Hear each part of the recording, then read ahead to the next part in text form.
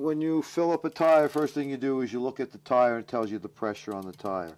On the sidewall it tells you 60 pounds up to 40 to 60 pounds, 35 to 45 pounds, 100, 120, 160, 140 pound tire pressure. The tube will take as much pressure as the tire will handle. It's not the tube that holds the pressure. It's the tire that holds the pressure. It's as the form of the tube is taken by the tire, as our body is formed by our skeleton. The amount of air that you put in here is done by pounds, and the number of pounds that you need on a tire like this is probably between 60 and 90. The important thing to know when you put air in a tire is that you fill it up to where it's soft, and you check and spin the tire and make sure it's seated.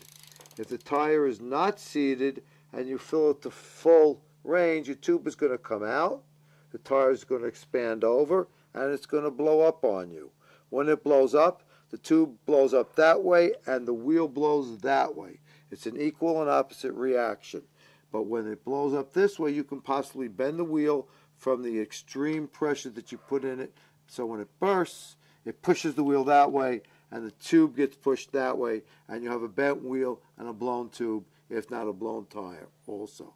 So you fill it up partly, you make sure it's seated, as this one is seated, then you fill it up the rest of the way, and you're done. If you hear a little crackling in the spokes, you know you've hit your limit.